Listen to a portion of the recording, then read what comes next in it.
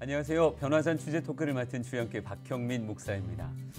계속 영성의 디딤돌에 관한 이야기를 좀 여러분과 나누려고 하는데요. 오늘은 특별히 찬양에 관한 이야기를 좀 나누려고 합니다.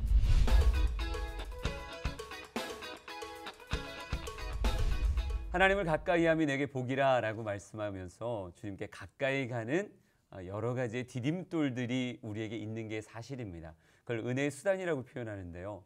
그 중에 하나 굉장히 강력한 디딤돌이 찬양이 아닐까 생각이 들어요. 과연 우리 변화산 식구들은 어떤 찬양을 부르고 있는지, 예배 시간이나 예배 시간 이외에나 과연 어떤 찬양의 예배자로 하나님 앞에 서고 있는지를 한번 돌아보셨으면 좋겠습니다. 찬양이 열리면요, 기도가 열리고 말씀 앞에 서는 여러분의 마음과 모든 것들이 열려져요. 근데 찬양이 닫히면 주님 앞에 서는 말씀도 기도 생활도 닫힐 수밖에 없다라는 생각이 듭니다. 그래서 저는 여러분이 정말 멋진 찬양을 드릴 수 있는 그런 찬양의 예배자였으면 좋겠다라고 생각이 들어요. 성경을 보다 보니까 여러분이 잘 아는 최고의 찬양의 예배자가 누굴까 그러면 아마 다윗 생각나실 거예요. 옷이 흘러내릴 정도로 하나님을 찬양했다라고, 그렇게 자유하게 찬양했다고 얘기하는데, 그 이면에는 미갈의 모습도 성경에 묘사되어지거든요. 어떤 사람은 그렇게 격정적으로 하나님을 높이며 찬양하고 있는데, 찬양하지 못했던 사람, 입이 닫혀 있었던 사람, 하나님께 집중하기보다는 그 찬양의 시간에 다른 사람들을 바라보며 저 사람 왜 저러나 라고 하는 손가락질했던, 다른 사람들의 시선이 의식되기에 제대로 찬양하지 못했던 미갈의 모습도 있거든요.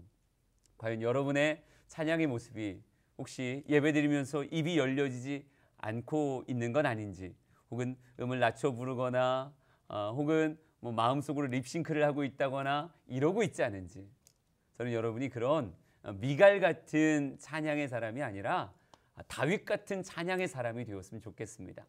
다윗의 찬양을 이렇게 표현할 수 있지 않겠어요? 열정적이고 능동적인 찬양의 사람이었다. 저는 이건 마음 없으면 절대 못한다고 생각해요. 수많은 사람들이 바라보고 있는데 그들의 눈앞에서 그렇게 뛰며 하나님을 높일 수 있다는 건 마음이 있기 때문이지, 마음이 없다라고 한다면 왕의 체신 생각하고 주변 사람들의 시선 생각했다면 못했겠죠. 가장 멋진 열정적인 찬양은요, 마음을 담은 찬양입니다. 저는 여러분이 찬양할 때 그 마음이 목소리에도 눈빛에도 여러분의 몸짓에도 담겨져 있었으면 좋겠다고 생각해요. 그리고 제가 그냥 찬양하는 것에 있어서의 팁으로 여러분에게 말씀을 드리자고 한다면 좀 크게 찬양했으면 좋겠습니다. 좀 행동이 좀 열렸으면 좋겠고요. 표정이나 목소리나 좀 더 할 수 있는 대로 좀 더 크게. 가끔 찬양 인도를 하다 보면 찬양 인도자는 회중을 바라보게 되고요, 회중은 찬양 인도자를 바라보게 되잖아요. 근데 그 회중들을 때로는 마이크를 줘서 단상에 올리면 그 어떤 때보다도 손도 잘 들고 더 크게 찬양하는 것을 보게 되어져요. 저는 그래서 때로는 이거 바꿨으면 좋겠다, 회중들한테 자기의 모습을 좀 보여줬으면 좋겠다라고 하는 생각을 할 때가 있습니다. 저는 여러분이 소극적이지 않았으면 좋겠고요. 내가 무대 위에 서 있는 거다, 하나님은 지금 나를 바라보고 계신다라고 생각하는 그 모습 안에서 다윗같이 조금 더 큰 목소리와 큰 액션을 가지고 하나님을 높일 수 있었으면 좋겠다라고 생각합니다. 여러분, 우리가 꼭 기억해야 되는 건요, 사람 앞에 하는 거 아니라는 거예요. 다윗이 난 사람 앞에 한 거 아니다, 난 하나님 앞에 한 것이다. 예, 맞습니다. 찬양을 받으실 분은 오직 하나님이시지 또 다른 사람이 아니니까 하나님 앞에 어린아이와 같은 모습으로 기뻐 뛰며 찬양할 수 있을 때 주님이 그 모습을 기뻐하시며 우리에게 손 더 깊이 내밀어 주시지 않을까 생각이 돼요. 우리 변화산 가족들이 어떤 찬양의 시간이든 가장 멋진 찬양의 예배자가 됐으면 좋겠고요. 또 예배 시간뿐 아니라 일상의 삶 속에서도 걸어갈 때나 다른 일을 할 때 찬양이 여러분의 코끝에 그리고 입가에 맺혀져 있는 모습 되었으면 참 좋겠습니다. 그런 열정적인 찬양, 최고의 찬양이 다윗이 찬양할 때 사울에게 들었던 악신이 떠나갔던 그런 모습처럼 여러분의 삶에 그 어떤 어둠의 세력도 사단도 근접하지 못하게 만드는 아주 강력한 바리케이트요, 또 주님께는 아주 가까이 갈 수 있는 급행열차를 타게 만드는 모습이 될 거라고 생각합니다. 최고의 찬양의 예배자가 우리 변화산 가족 되길 간절히 소망하면서 오늘 말씀 마치도록 하겠습니다. 네, 주한교회 박형민 목사님께서 너무나 귀한 영성의 디딤돌로서의 찬양에 대해서 말씀해 주셨습니다. 아주 그냥 열정적으로 찬양하시는 모습이 상상이 돼서 아주 기분이 좋았습니다. 오늘 이 주제에 관해서 함께 말씀 나눌 우리 패널 분들 먼저 소개하도록 하겠습니다. 학원 복음화 협의를 섬기고 있는 민병호 목사입니다. 6회, 상회, 통회 대전성지교회 심상영 목사입니다. 찬양하면 힘이 납니다. 비전 머슴 백광현 목사입니다. 네, 주연교회 박형민 목사입니다. 네, 저는 오늘 사회를 맡게 된 세종배단의교회 남부현 목사입니다. 반갑습니다. 황소를 드림보다 진정한 노래를 더 기뻐 받으시는 분이 우리 주님이신 줄 믿습니다. 그 황소값이 요즘에 얼마나 하는지 제가 잘 모르지만 450만 원? 450만 원. 450만 원을 드림보다 진정한 노래를 더 기뻐 받으신다. 이거는 정말 예배자들에게 너무나 귀한 말씀인 것 같아요. 그 열정적인 찬양, 그 깊은 찬양, 그 진실한 찬양 가운데 우리 하나님이 얼마나 기뻐하시고 또 하늘의 문을 여시고 저희 가운데 은혜를 베푸시는지 모르겠습니다. 오늘 목사님들과 함께 찬양에 대해서 좀 말씀 나눌 텐데요. 우리 박 목사님께서 그 주제 발표하시면서 다윗과 미갈에 대해서 말씀해 주셨는데, 그러니까 우리도 살다 보면 꼭 다윗 같을 때만 있는 것도 아니고 또 미갈 같을 때만 있는 것도 아니고 좀 오락가락하는 그런 예배자인 것 같기도 해요. 그래서 우리 목사님들 한번 내가 다윗처럼 찬양했을 때와 또는 뭐 미갈처럼 반응했을 때 그런 사례들이 있으면 좀 소개해 주셔도 좋겠다는 생각이 듭니다. 우리 민 목사님. 네. 뭐 속감 얘기한 건 근거가 있습니다. 제가 술을 길러본 농부의 아들로서 네, 속금이라고 하죠. 속금. 저희들은 속감이라고 안 하고. 아무튼 네, 지금은 뭐 정확한 시세는 모르지만 뭐 우리 박형민 목사님 말씀 들을 때 되게 찬양에 대한 새로운 어떤 뜨거움이 제 안에 있었고요.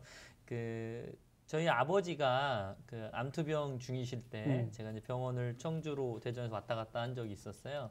근데 그때 너무 이제는 간절해지더라고요. 어떤 예배에 대해서.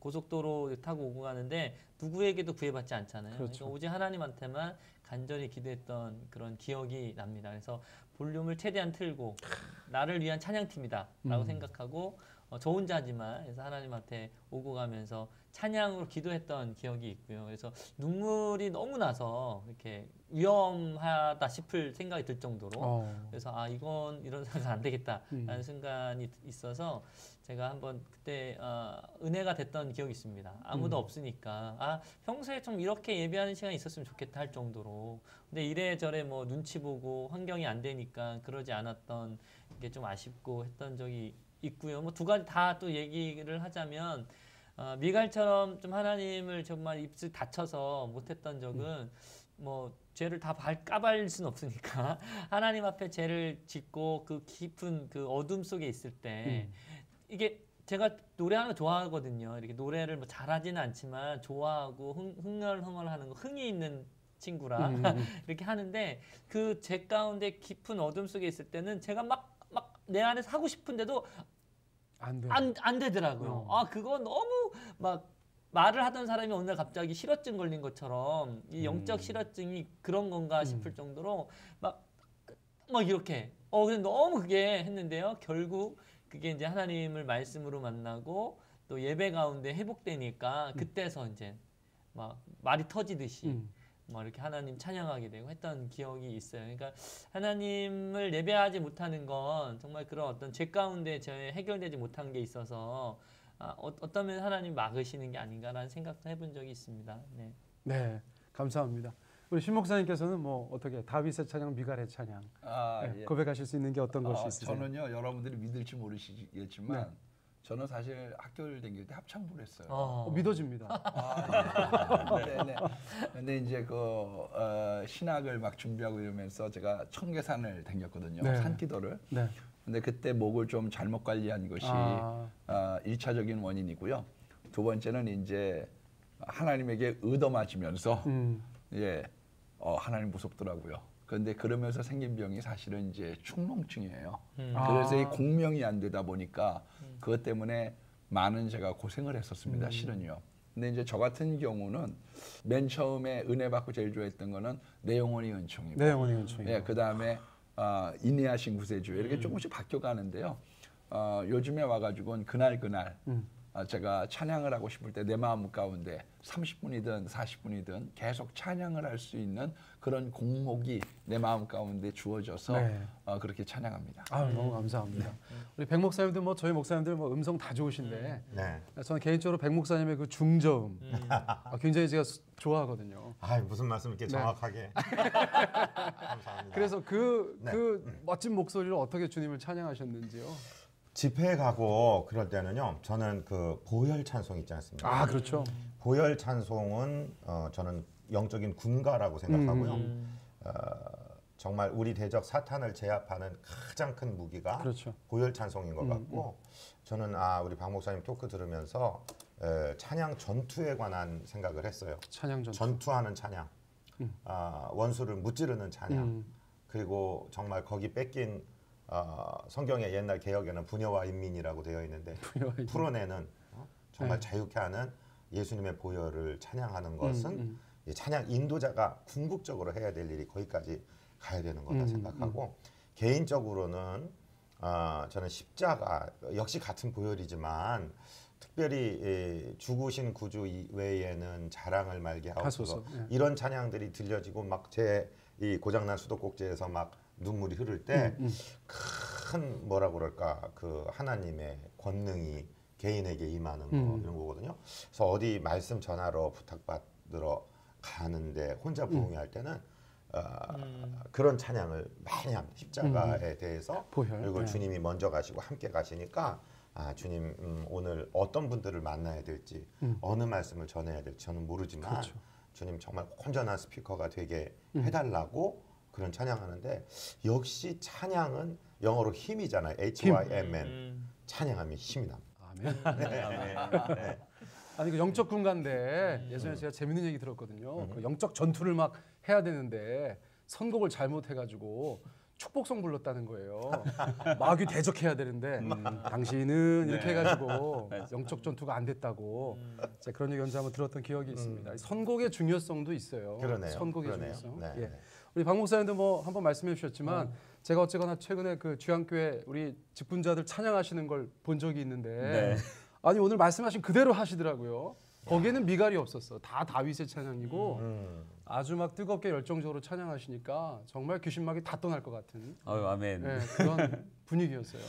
그런데 뭐 제가 생각할 때요. 언제가 미갈이고 언제가 다윗이냐라고 얘기할 때 저는 뭐 어렸을 때부터 찬양인도 굉장히 오래 했었거든요. 근데 무대에 섰을 때는 다윗도 했다가 무대 내려오면 미갈 되는 것 같고 마이크를 잡으면 다윗 됐다가 마이크를 놓으면 미갈 되는 그런 느낌이더라고요. 그래서 제가 100이라고 하는 저의 수치를 갖고 있다 그러면 무대에 서 있고 마이크를 잡으면 130, 140을 찬양하는 것 같아요. 근데 무대 내려오고 또 뒷자리에 그냥 앉아 있으면 뭐 70, 80 아니 70이 아니죠. 막 50, 70 요 정도로 떨어지는 것 같아요. 그래서 제 나름은 제가 미갈 같은 그런 예배 관망자가 아니라 다윗 같은 찬양자가 되기 위해서 제 마음에 정한 것들이 몇 가지가 있는데요. 첫째는 제가 찬양 인도를 하지 않아도 절대 뒤에 하나 앉지 않겠다.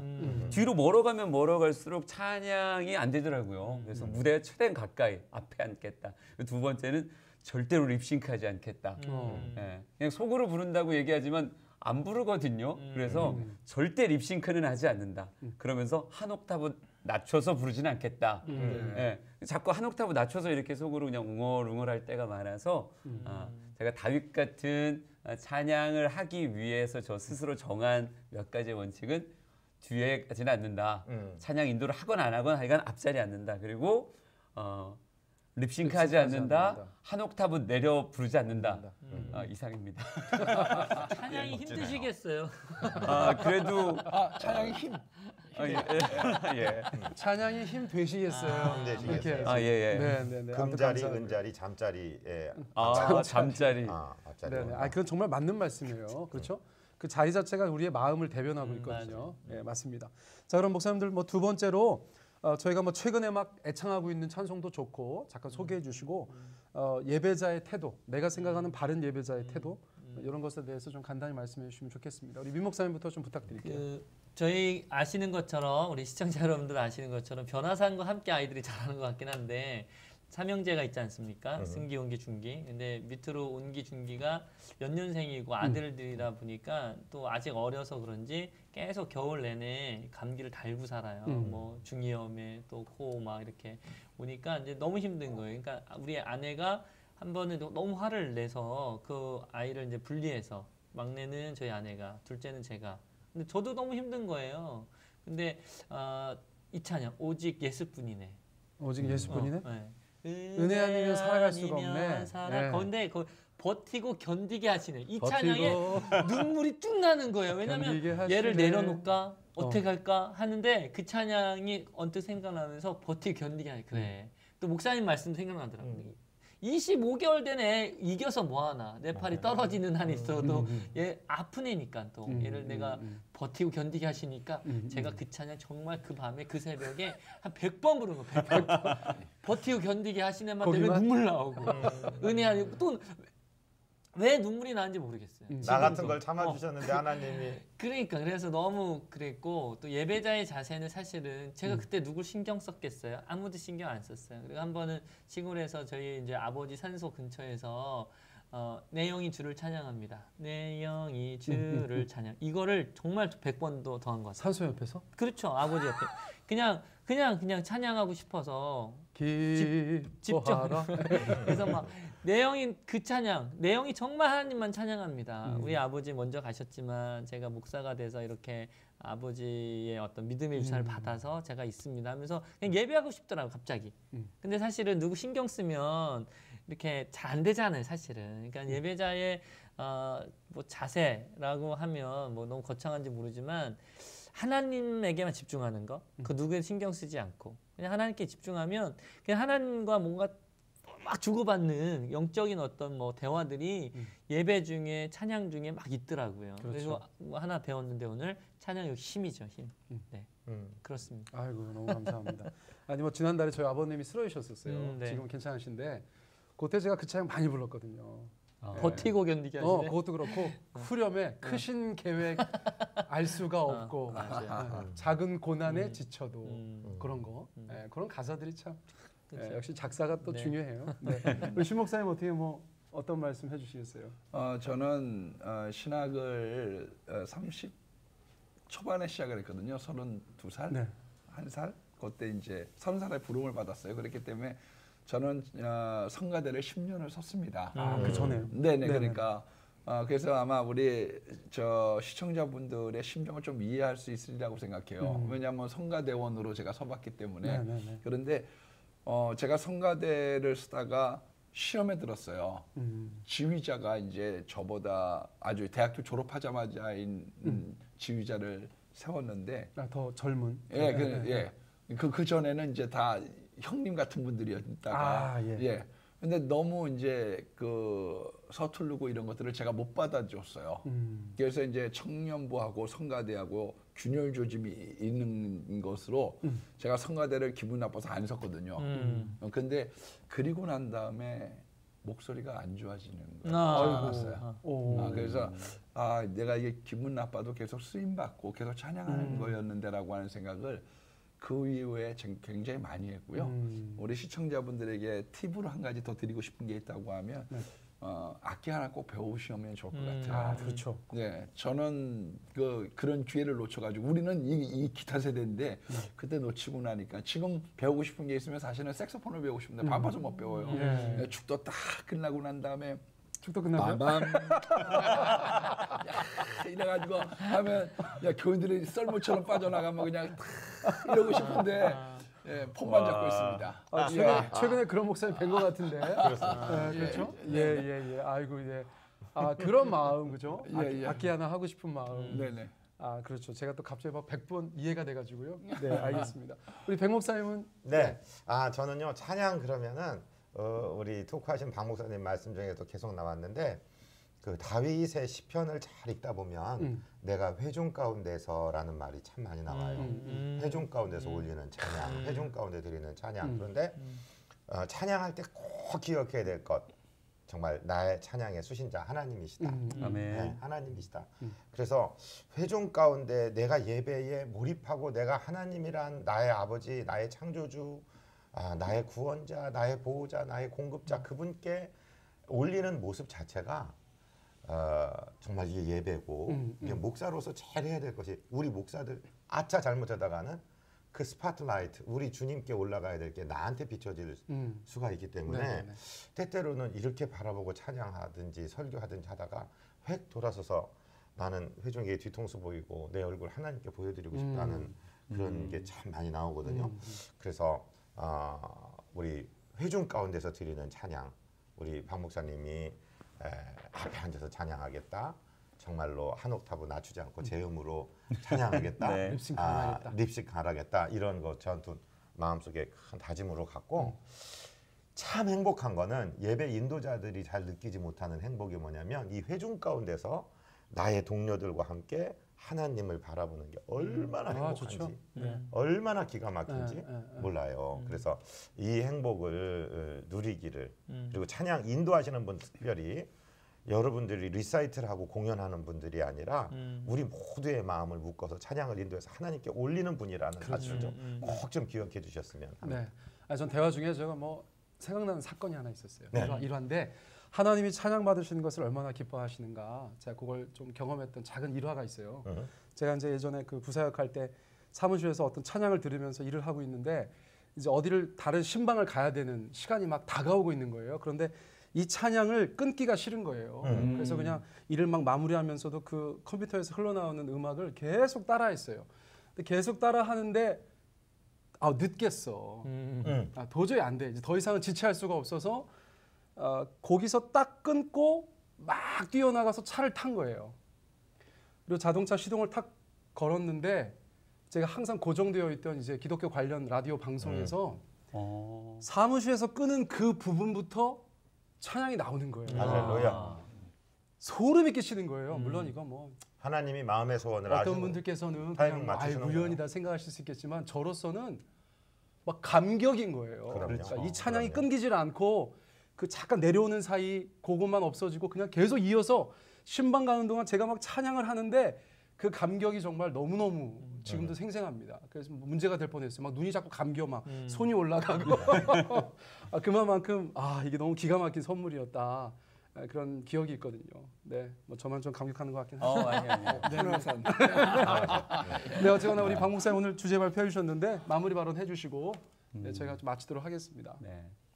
찬양은 100번, 1000번 강조를 해도 정말 더 강조하고 싶을 만큼의 좋은 영적인 디딤돌이라고 생각해요.